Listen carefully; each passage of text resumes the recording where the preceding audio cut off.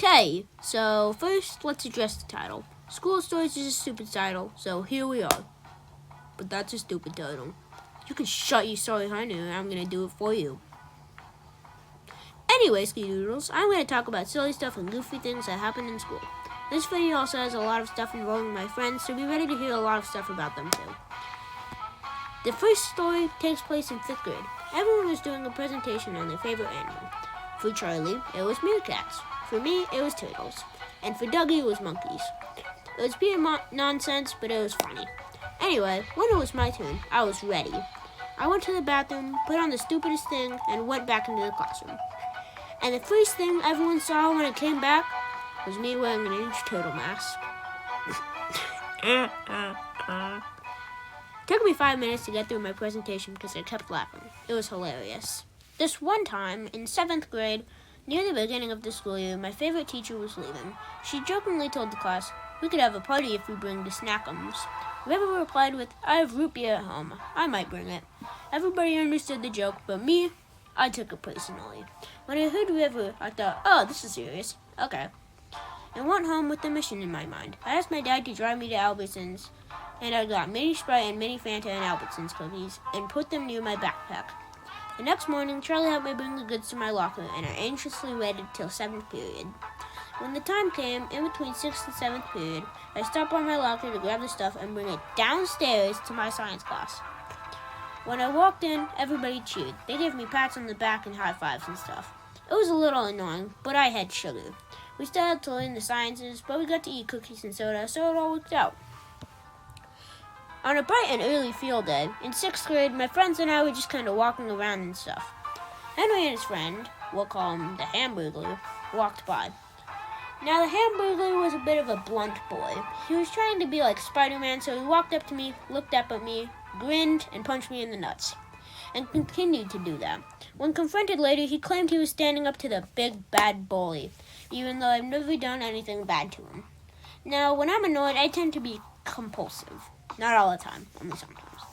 After the 6th time this kid hit me, I stood for my morals, and without missing a beat, I swept his leg, caught him by the shirt, and pinned him to the ground. Everybody around me was shocked. I'd like to think of myself as a happy-go-lucky, chill kind of person. But when you get on my nerves, I can really be a threat. With a serious look on my face, I looked him straight in the eye and told him to leave. During this debacle, Henry had gone to the recess duty and told on Jackson, so Jackson got in trouble. That was a good day. This story didn't happen to me, but I feel I should share it because it shows how some people can be dum-dums. Speaking of dum-dums, remember Dum-Dum from the beginning of Chart's Pet Peeves video? This story is about something, well, dumb, another dum-dum did. It was stupido. One peaceful afternoon, I was sitting in World Studies reading, because World Studies is annoying but easy. Suddenly, my buddy Corbin came into the room from the nurse's office. I asked him what happened. He said, "Today, in Avid, the American Red Cross came in and gave a presentation. Afterward, they gave a bunch of us flashlights. Now, if you know anything about 13-year-olds, it's that giving teenagers flashlights is one of the stupidest things a person can do." Corbin continued by saying, "So Dum-Dum went ahead and took apart his flashlight. Dum-Dum then proceeded to turn his light on without the LED, causing it to make little sparks. He then proceeded to tase Corbin with it. Afterward, Dum-Dum got suspended and weeks later was sent to juvie for inappropriate stuff."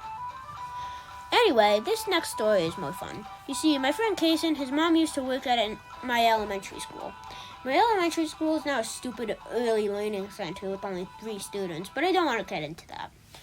Anyway, before it was repurposed, sometimes Kaysen and Dougie would walk by our house with Emma, a friend of our group, and then come inside and we'd all go to the school to play around in Kaysen's mom's classroom. The last time I remember, the school was having a fair/carnival thingy, and Kaysen's mom and Kaysen were asked to help. They decided to ask all of us to help, because why not? Anyway, that day we were getting ready and Charlie happened to have $1 in quarters. So we all went to the vending machine in the teacher's lounge, which was way nicer than my school's vending machine, and bought a soda. I don't really know what happened after, but before we used rulers and some weird connector straw thingies to make swords and armor. That was fun. Now I'm going to explain the nickname I have at school, that being Young Sheldon. It all started after school at basketball tryouts. With classic me behavior, I had forgotten about basketball tryouts. Therefore, I was wearing my brother Ian's hand-me-down scout shirt. Some guy looked at me and thought, "You got a shirt, Moomy Sheldon," and started calling me that. Also, seconds later, he noticed Charlie was wearing a red shirt and overalls. He forgot too. So now people call him Mario. Also, the nickname Young Sheldon suits me quite a bit. I don't like being called nicknames that I never approved of, but again, it kind of suits me. Because I could easily skip to high school, and I'd be completely fine. I'm in 3 ninth grade classes, so it can't be that bad. The next story is about someone who did a stupid thing at a stupid time in a horrible place to do it. They annoyed me so much, I'm going to actually say their name. Red.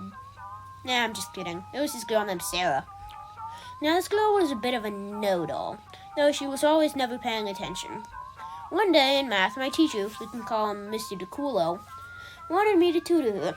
He was going to pay me $40 in class money too.